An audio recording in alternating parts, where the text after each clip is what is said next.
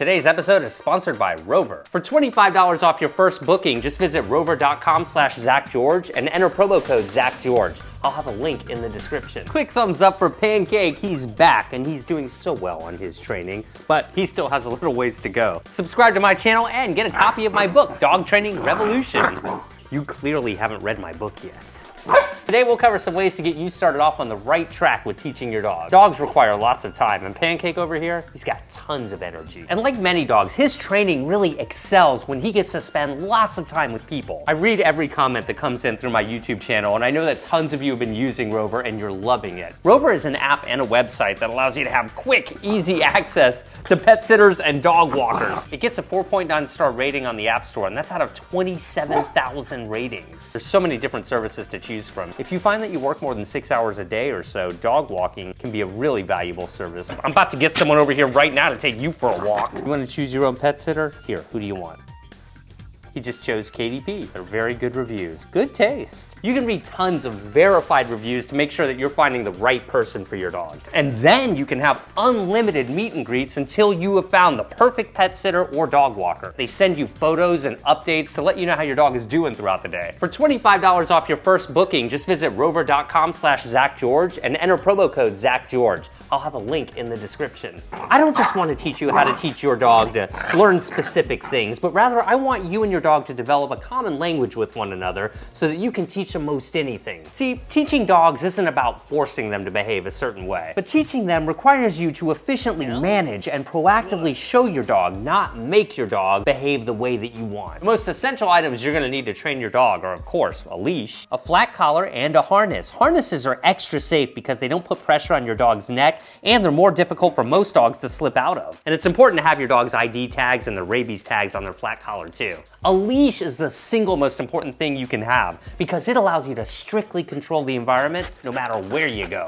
And you need lots of strict control in your environment. So at first, your tendency might be to administer corrections through the leash by jerking it when they're doing something you don't like. But a leash is best used simply to limit where your dog can and can't go. Right now, I don't want Pancake running all over the house, so I've got him on a leash. The leash is not the teacher, you are, and a leash is just a safety net, not a way to correct your dog. And attach a leash like this to you. You can tie it to you or use a carabiner, but you'll want to do this during the beginning stages of training so that you can prevent bad habits from getting started and you're in a better position to acknowledge good habits that you like. And be sure to get one of these really long leads too. This one's 20 feet long. Long leads give your dog more freedom while still keeping them under strict control. It'll come in really handy once you're ready to start working on other types of training. And see, that long lead really prevents your dog from getting away from you when you're teaching them how to come to you or when you're playing fetch with them. An indispensable dog training tool. Now, I like to call things like treats and other things you use to reward your dog with currency. When you start teaching your dog something new, you want communication to be as easy as possible, and treats really allow you to get your dog on the same page and willingly comply with you. You use treats in the beginning to bridge that communication gap between you and your dog. That's during the communication building phase. Now, you're not going to need to use treats forever, but they do help give you traction and get you started off in the right direction. Now, I recommend two main types of food treats. For primary training sessions, you know, the type of training when you're really focused on your dog, teaching them something new, you should use something like real meat, something like chicken. This is like a dollar bill to your dog. And when you are using meat during those primary training sessions, they need to be really, really tiny, about the size of a grain of rice. Your dog will work for it. Watch. Lie down. Good. But for secondary training sessions, you know, the unplanned kind where your dog starts chewing on a shoe or starts barking at something outside, be sure to have easily accessible soft treats like this in containers all over the house so that you can get to them quickly. During the first year of training, make sure you've got treats with you everywhere you go so that you're always prepared for the most efficient training experience possible. Additionally, you're gonna need lots of my favorite things to train with: toys. Toys are magical in dog training for so many different reasons. Toys really seem to satisfy their urge to play, interact with a person, and allow them to expend lots of energy. I love rope toys like this, and so do many dogs. A quick 3 to 5 second game of tug and let go can be like a $10 bill to many dogs, and that can be the ultimate currency for dogs that like to play tug of war. Tug toys are great for curbing puppy biting, getting your dog really excited about interacting with you, teaching your dog how to play fetch, and on and on and on. So if your dog likes to play tug, really prioritize teaching tug and let go as we we frequently do here on my YouTube channel. Squeaky toys are another essential training toy.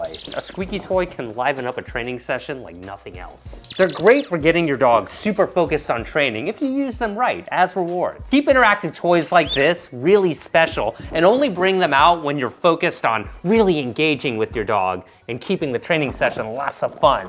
Remember though, don't confuse toys that are designed for play, like a squeaky ball is designed for fetch, for example, with chew toys. But if you do want something for your dog to focus on when you're not engaging with them, just get them some fun, safe chew toys. In the past, forceful methods have often been recommended for teaching dogs. But breakthroughs in what we now know about dog behavior have really allowed us to outgrow these older methods. If you really focus on building your relationship and communication as a foundation, you'll be able to teach your dog just about anything, except how to fit that ball in your mouth. Click thumbs up for Pancake. Get $25 off your first booking with Rover by visiting rover.com/ZachGeorge and entering promo code ZachGeorge. I'll have a link in the description. Subscribe to my channel, get a copy of my book, and thank you so much to our patrons on Patreon for supporting videos like this. Good job. We'll see you guys in the next video.